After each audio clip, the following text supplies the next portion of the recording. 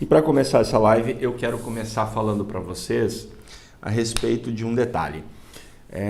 Certa feita, eu atendi um homem e eu cheguei ao ponto que deu origem de toda a dor e sofrimento de uma depressão que ele experimenta. Quando eu cheguei nesse momento, ele olha para mim e diz assim, não, mas isso aí eu lembro, e isso aí não me atinge, isso aí eu já superei, isso aí foi pouca coisa, isso aí já passou, isso aí aconteceu quando eu era criança. Quer dizer, ele começa a minimizar essa coisa toda. Então, o que acontece, tá? E vamos aqui para o nosso flip chart para mim poder explicar para vocês um pouquinho sobre o modelo da mente, para a gente trabalhar com todas essas coisas. Vamos lá? Podemos ir para o flip chart aí, Gustavo?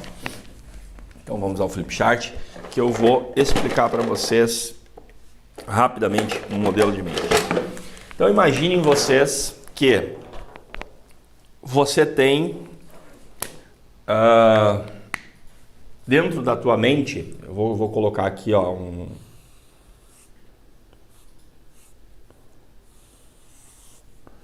tá?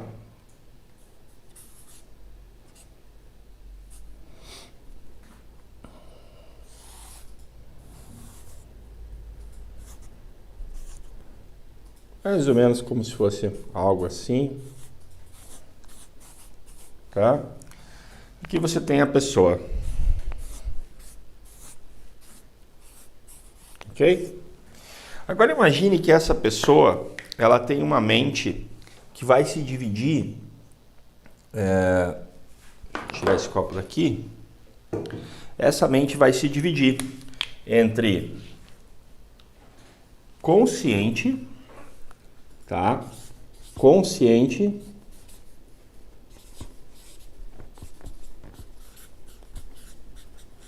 e nós vamos dividir ela em consciente e inconsciente. Essa caneta aqui não tá boa. Vamos pegar uma outra aqui. Consciente e inconsciente, tá? Consciente e inconsciente.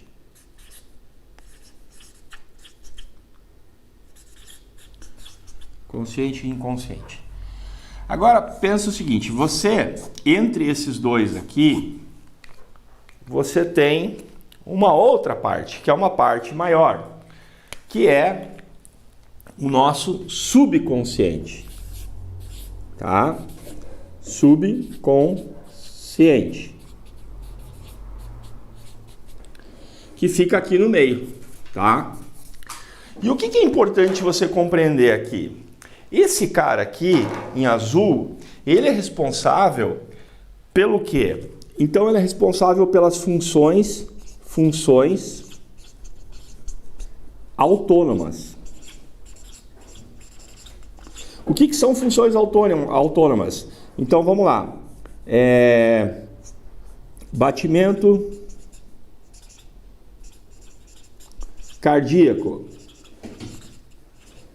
Capricha na imagem desse flip chart que depois tu vai precisar recortar isso para aula, tá? Então, funções autônomas dizem respeito a batimento cardíaco, crescimento, tá? Vou botar aqui, ó, cabelo, unhas, tá? Vamos botar aqui função respiratória, então respiração. Então, o que está ligado ao inconsciente? Tudo aquilo que você não precisa parar para pensar ou você não precisa fazer isso de uma forma que a tua atenção esteja lá. Então, você está prestando atenção no cachorrinho que está latindo lá fora. Eu estou conversando com a Patrícia que chegou ali. E, enquanto eu faço isso, o que acontece? Ainda assim, o meu sistema cardiovascular continua irrigando de sangue todo o meu corpo. O meu coração continua batendo. Eu estou falando com o Gustavo e a minha atenção está lá na porca que torceu o rabo, como dizia meu avô, mas o meu cabelo, as minhas unhas estão crescendo e a minha respiração está funcionando. Então, o que é inconsciente para nós aqui na nossa terapia? O inconsciente é o responsável pelas funções autônomas, tudo que é autônomo, tá?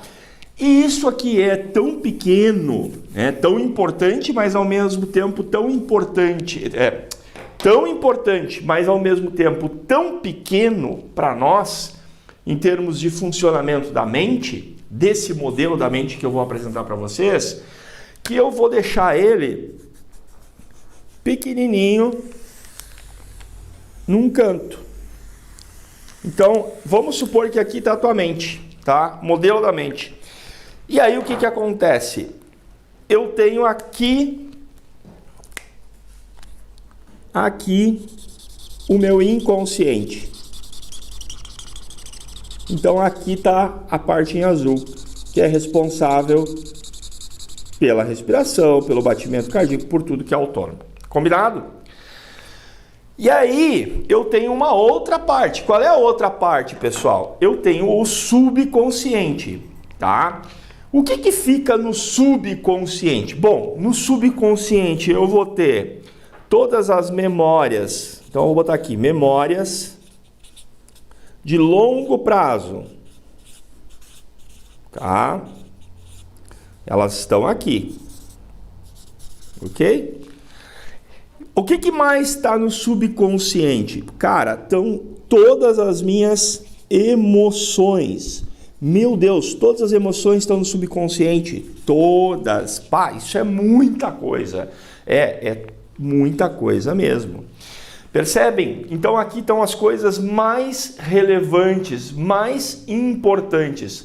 Teria outros fatores aqui, mas basicamente eu quero que você se atenha a essas duas coisas, memória de longo prazo e as tuas emoções, elas estão no subconsciente. Paulo, o que é que está no consciente? Bom, no consciente eu tenho a memória. Tenho memória também, só que a de curto prazo. O que é memória de curto prazo? Vamos diferenciar uma da outra? Então, assim, ó, a memória de curto prazo é o que é que foi que você almoçou hoje ao meio-dia? Você lembra? Ah, eu lembro, eu comi lasanha. Tá na tua memória de curto prazo. Tá aqui, tá? E o que está na memória de longo prazo? Então, percebe uma coisa. Você, presta atenção no que eu vou ensinar aqui, pessoal de casa. Gustavo, eu não sei se tu não tem que reorganizar aquela câmera lá, colocá-la mais alta, mais aqui assim, porque isso aqui é uma aula muito importante para o nosso material gravado. Tá? Pensa na aula, esquece a live, pensa a aula. Talvez tenha que botar essa a câmera aí onde tu tá parada, bem de frente para cá, pegando bem, tá? Faz o que tem que fazer. Eu quero que vocês prestem muita atenção no que eu vou ensinar agora. Olha só. Quando eu te pergunto o que foi que você almoçou hoje, você consegue me responder. Ah, eu comi lasanha, por exemplo. Ok. Por que você sabe o que você comeu hoje? Mas se eu te perguntar o que você almoçou segunda-feira da semana passada, você não sabe me responder. O que você almoçou na terça-feira da semana passada? Você não sabe me responder. Por quê? Porque aí não é mais a memória de curto prazo que te dá essa resposta. É a memória de longo prazo que te dá essa resposta. E o que acontece aqui? A memória de curto prazo, ela está no consciente, tá? Então vamos pegar assim, ó, e vamos dividir aqui, ó. E esse pedaço que está aqui é o consciente, tá? Aqui é o consciente. E esse pedaço que está em laranja aqui é o subconsciente. E como eu expliquei agora há pouco, e agora você vai entender por que eu estou explicando isso, por que isso é tão importante, as memórias de longo prazo, elas não são fixadas na parte consciente, mas na parte subconsciente que guarda todas as emoções. Então, tu quer ver uma coisa? Se eu te perguntar assim, ó, o que foi que aconteceu, aonde você estava, tá? Eu estou tentando falar com o pessoal do Instagram aqui também um pouco, vamos lá. Então, vamos lá, vou falar com vocês aqui. Aonde é que você estava no dia 11 de setembro de 2001? Tá? Às 7 horas e 45 minutos. Alguns de vocês já vão ter lembranças aí na mente, porque já na mesma hora gravaram uma emoção tão forte em relação a essa data, que já sabem exatamente aonde estavam, com quem estavam e o que faziam no dia 11 de setembro de 2001. Por quê? Porque houve uma emoção naquele momento tão forte que criou ali algo que registrou de uma forma totalmente diferente. Veja bem, se eu te perguntar o que você fazia no dia 10 de setembro de 2001, às 7 horas e 45 minutos, eu acredito que você simplesmente não vai saber me responder. Faz sentido? O que diferencia um dia apenas do outro de uma forma que de um dia eu consigo me lembrar, do outro não? E aí o pessoal que ainda não conseguiu se lembrar o que fazia às 7 horas da manhã, 45 minutos do dia 11 de setembro de 2001, vocês vão lembrar agora, exatamente agora. Esse foi o dia que os aviões se chocaram com as Torres Gêmeas. Às 7 horas e 45 minutos foi quando mais ou menos tudo começou, se não me falha a memória, foi quando o primeiro avião se chocou com a primeira torre. Se eu não estou errado, dá uma pesquisada para mim no Google, faz favor, se foi 7 horas e 45 minutos. Agora me deu uma dúvida aqui, 7 horas e 45 minutos, 8h45.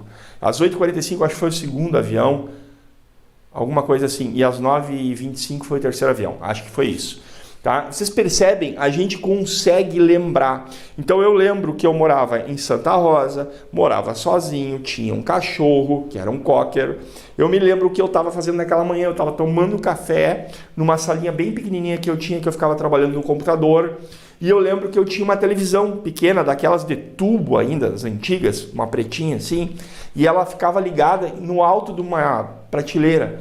E lá ela estava ligada, eu assistindo o jornal, tomando o meu café e já trabalhando, quando de repente vem a notícia e a Globo entra com aquela música que é assustadora, né, do plantão deles, e tudo para. Então assim, você consegue lembrar tanta riqueza de detalhes e tão perfeitamente um dia, quando as emoções que circulam essa situação, elas foram impactantes. Então essa é a diferença de você ter uma memória no consciente, que você vai esquecer, porque ela é memória de curto prazo, de uma memória que você tem no subconsciente, que ela está ligada, dependente das emoções. Tem várias outras datas maravilhosas que eu poderia citar, dias e horários, né? Pesquisa para mim... Bom, deixa isso de lado, senão a gente vai ficar dando volta em volta do assunto. Vamos focar. Vocês entenderam qual é a diferença? Por que uma memória é tão relevante e se torna tão marcante quando ela está conectada a uma emoção? Quando uma memória não se conecta a uma emoção, a gente esquece, tá? Então essa é a diferença da importância do consciente para o subconsciente. É por isso que em terapia, em todos os trabalhos, a gente fala dia e noite, todas as lives, toda santa live a gente fala para você sobre subconsciente.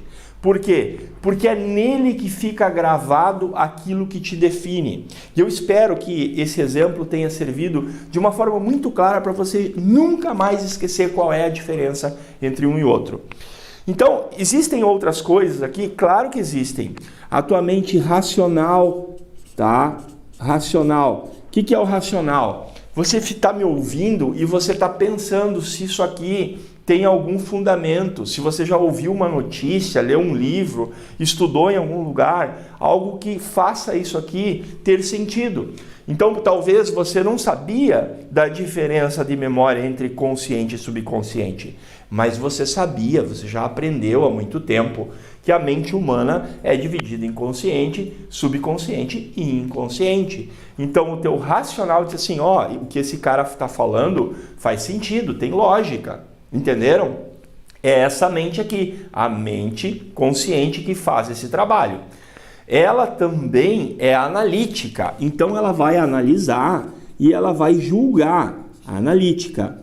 E ela vai julgar se isso que eu estou falando é relevante, é alguma coisa que tem sentido, ou se é uma baita de uma asneira. Então o cara vai dizer assim, sabe que realmente eu lembro do almoço de hoje e não lembro do almoço da segunda-feira da semana passada?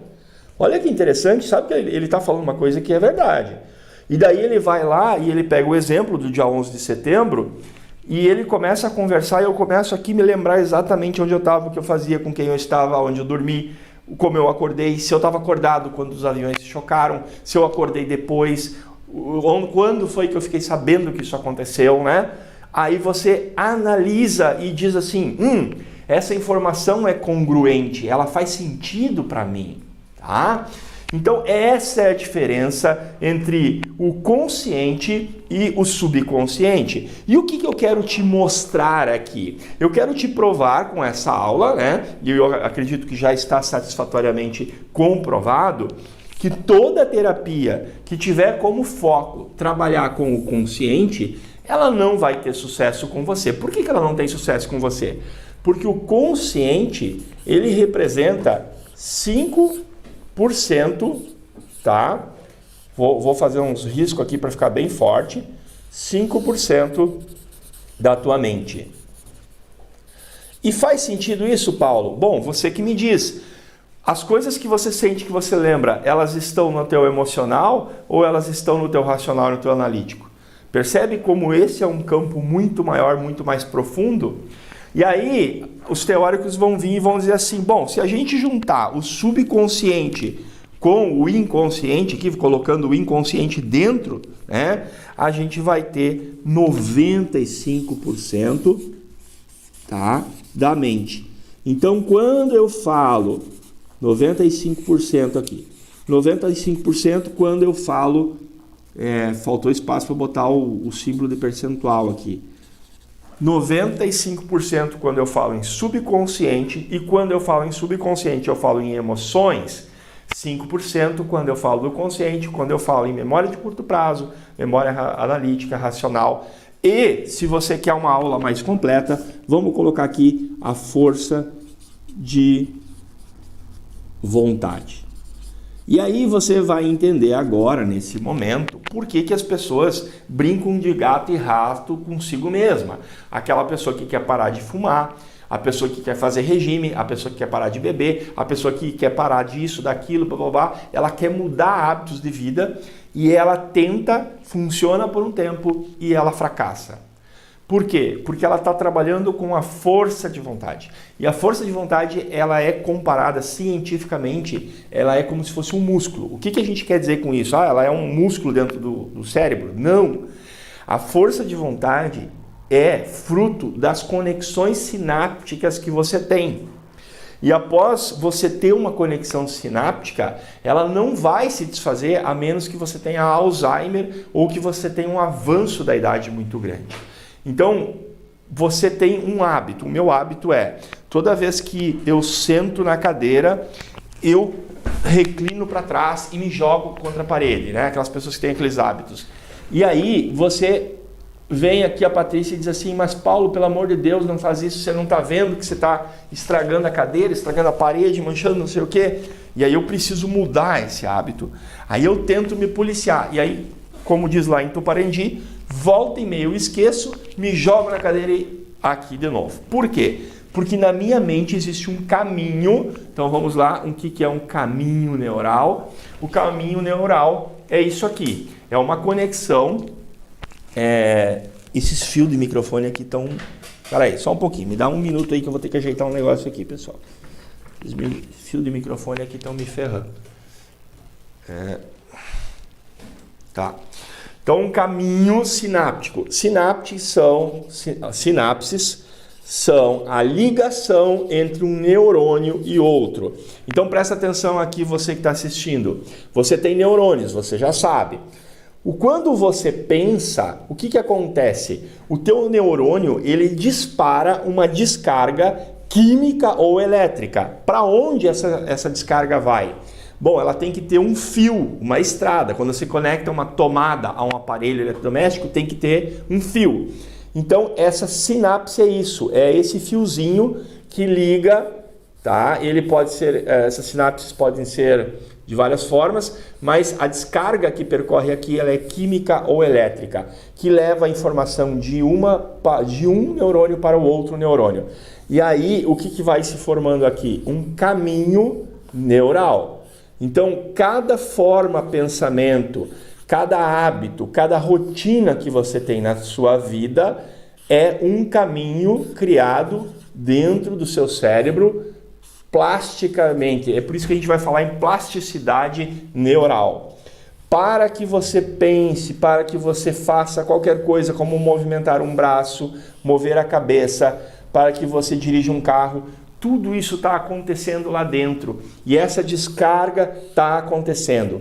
Cada movimento tem um caminho diferente. Você pensou em tomar água, vai ligar aqui. Você pensou em ir na padaria comprar pão, vai conectar aqui, aqui, aqui. Percebem? É isso aqui que define. Quando você faz esses caminhos, eles não se desfazem. Então imagina que você foi lá no interior e desbravou o mato lá. Você criou como é que a gente chamava assim, ó, no meio da roça, a gente criou aquele atalho, né? Aquele trilho. E vocês deixaram de caminhar por lá. O mato cresceu e tudo mais. Mas mesmo que o mato cresça, se você voltar lá 5 anos depois, você vai perceber que ali alguém andou passando. Porque a vegetação já vai ser diferente. Uma estrada, por mais que você abandone nos neurônios, ela não se desfaz. Por mais que cria matinho, ela permanece lá. E aí vem toda a dificuldade de você mudar um hábito. Porque quando você quer mudar um hábito, é como se você dissesse assim, ó, até hoje você foi por aqui, tá? Então você saía de casa, pegava a direita, virava esquina, blá, blá. Agora você resolveu mudar. Porque algumas pessoas que fazem 20 anos, toda segunda-feira o cara levanta para ir trabalhar, pega o mesmo caminho. Aí o cara muda de emprego, ou o trabalho dele muda de lugar, e às vezes ele se pega indo pro lugar errado, indo para o lugar onde era o antigo trabalho. Porque está automatizado no neurônio dele. E o fato dele ter que estabelecer esse novo caminho muda tudo. Ele tem que criar uma nova sinapse, né, que na verdade não é uma, mas são várias, que vão conectar um novo caminho, que vão levar ele para o trabalho dele, que na verdade está aqui. Perceberam? E aí toda vez que você precisa tomar essa atitude, o cérebro ele é um equipamento projetado para economizar energia. Então ele entende que aqui esse novo caminho gasta mais energia do que o antigo.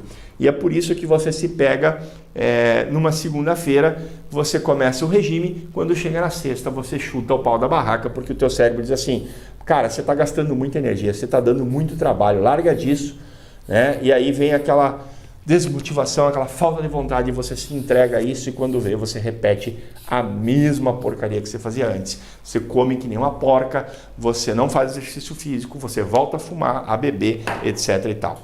Compreenderam? Quem pegou essa aula? Hoje eu peguei pesado, eu estou dando aulas aqui que vão para o curso pago, e quem está comigo aí, as poucas pessoas que pararam para assistir, estão tendo esse privilégio de assistir em primeira mão um conteúdo denso, né? um conteúdo mais profundo. E essa é a base que você precisa para a próxima aula, que é quando eu vou falar para você sobre o que transforma, quais são os 3 fatores que transformam um acontecimento, que transforma algo que aconteceu na sua vida num trauma. Bora para lá então, eu vou fazer um intervalinho, tomar uma água, enquanto isso o Gustavo